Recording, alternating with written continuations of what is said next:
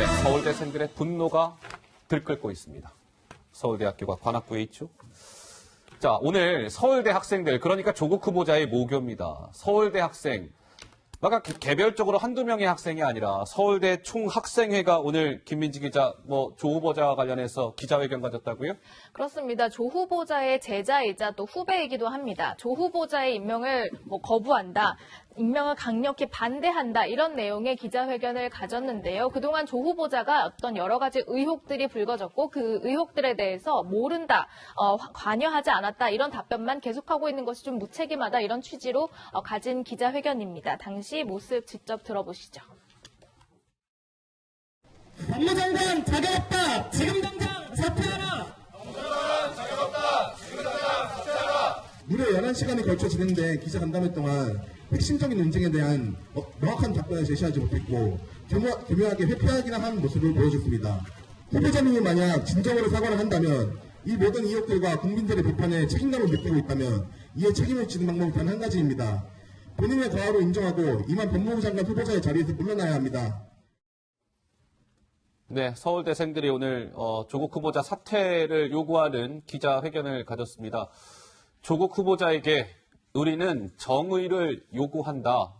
이런 얘기도 보이시죠? 예. 서울대학교는 다음 주 월요일 9일 3차 촛불 집회도 예고한 상황입니다. 오늘 저 기자회견, 그러니까 성명서가 발표되기 전에 아마 그 자체적으로요. 서울대학교 한번 그래픽 좀 한번 보시죠. 성명서 발표를 할지 말지에 대한 투표가 아마 있었던 모양입니다. 그런데 84%가 오케이, 좋습니다. 우리 성명서 발표합시다. 이렇게 얘기했다는 것이죠. 평소 주장하던 정의와 실제 삶의 간극이 너무 크다. 조국이라는 사람은 의혹 해소하지 못한다면 후보직 사퇴하라.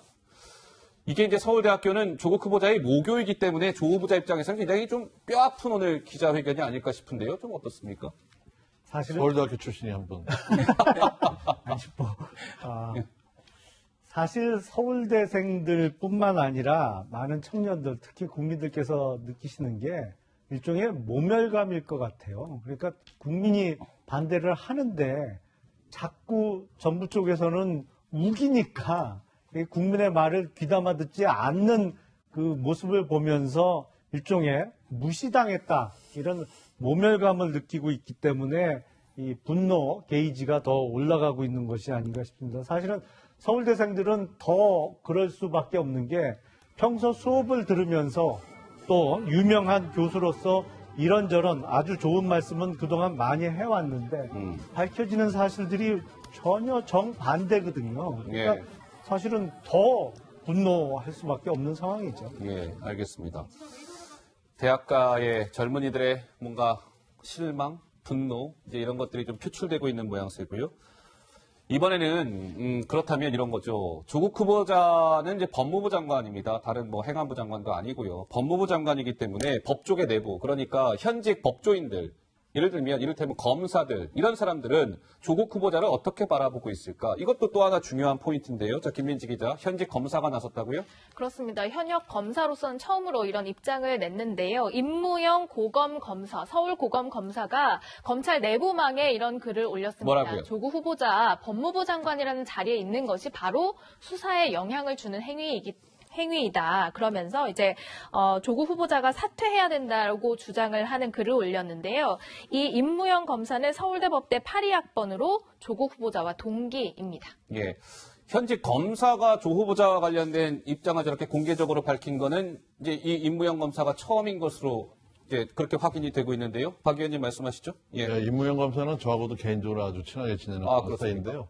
아주 정의롭고 또 할 말을 하는 이제 그런 소신이 있는 검사거든요. 그런데 이 임무영 검사 얘기가 조국 후보가 법무부 장관이 안 되는 이유는 범죄 혐의가 여러 가지 있는 것도 있지만 거기서 가장 중요한 것은 법조인으로서의 무오류성의 문제, 무오류성에 대한 자기 확신이 너무 강하다. 그런데 과분한 자리, 능력에 비해서 과분한 자리가 간 거다라고 얘기를 해요. 그러니까 저때 말이 틀리니까 그러면 조국의 정책, 법무행정을 수행할 수 있는 그런 능력에 대해서, 그런 정책에 대해서 누가 믿을 것이냐 하는 그런 얘기를 했거든요. 검찰 내에서 어린 학생들까지 이제 조국 아웃, 뭐 사퇴 촉구하는 목소리가 나오는데 예. 좀 늦었지만 검찰에도 이런 정의로운 목소리가 나왔다는 것에 대해서 아주 다행스럽게 생각합니다. 자, 김 부원장. 그러니까 저는 누차 말씀드리지만 민주주의가 이제 제도화주고 절차가 만들어지는 상황에서 어떻게 보면 검찰도 행정부의 외청으로서 행정부의 하나예요. 그래서 행정 권력과 입법 권력, 사법 권력 이게 있는 상황에서 대통령이 대표를 해서 어떻게 보면 추천을 한 거예요. 청문 추천을. 예. 근데 청문회가 진행되는 상황에서 과연 검찰이 이런 식으로 대통령의 인사권에 개입하는 게 맞느냐라는 문제적인 저는 분명히 이 자리에서 드렸던 것 같고요. 저는 부적절하다고 생각해요. 그렇지만 이제 어찌됐든 절차가 진행되고 있는 상황이고 예. 그런 상황에서 또 지역 일선의 검사가 본인의 어떤 의견을 이런 식으로 협력하면서 문제를 삼는 것 자체는 저는 부적절하다고 보는 거고요.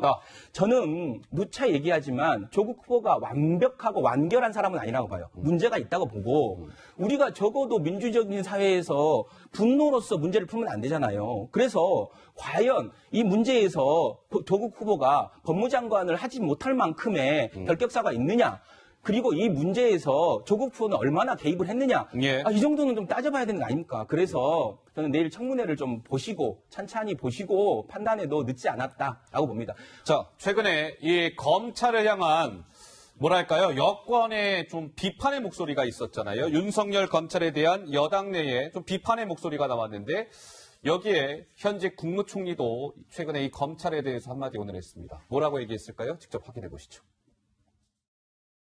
검찰도요, 오직 진실로 말해야 되고, 자기들이 정치를 다 하겠다는 식으로 덤비는 것은 검찰의 영역을 넘어가는 것이라고 생각합니다.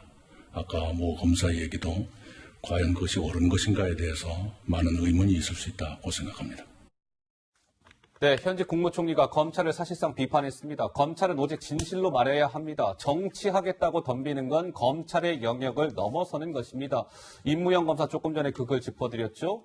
글쎄요, 이렇게 글을 올리는 것이 옳은 것인지 의문입니다. 현직 총리의 검찰에 대한 사실상의 비판 메시지 좀 어떻게 보셨습니까? 윤석열 총장 임명한 지가 불과 2달 됐나요?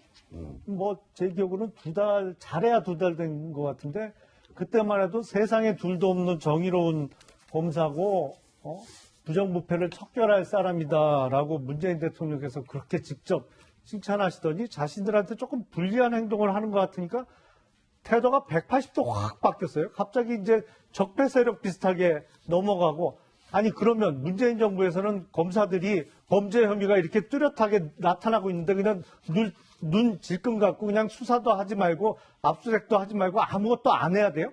그게 문재인 정부가 추구하는 정의로운 사회인가요? 아니, 세상 너무 편하게 살아요. 지금 문재인 정부에서는 자기 마음에 안 들면 가짜 뉴스고 자기한테 유리하게 행동 안 하면 다 적폐 세력인데 참 세상은 편하게 살고 예, 있습니다. 김 부원장 말씀. 의원님, 문제로 삼는 게 그 문제가 아니지 않습니까? 지금 문제의 본질은 결국은 행정부가 입법 권력에게 어떤 청문을 하고 있는 상황에서 그 문제를 야당은 어찌됐든 현 정부의 문제 제기를 해야 되기 때문에 고발하고 고소할 거예요. 근데 그 과정에서 매번 이 청문 이 절차를 진행하고 있는 상황에서 고발하고 고소하면 검찰이 매번 이렇게 해야 됩니까? 그러면 앞으로의 인사권은 그럼 검찰이 가지는 겁니까? 저는 그 부분은 심각한 삼권 분립의 오류라고 봐요. 검찰 수사가 이미 늦게 시작돼서 예. 가장 중요한 사건 관계자 4명은 벌써 해외로 잠적했습니다.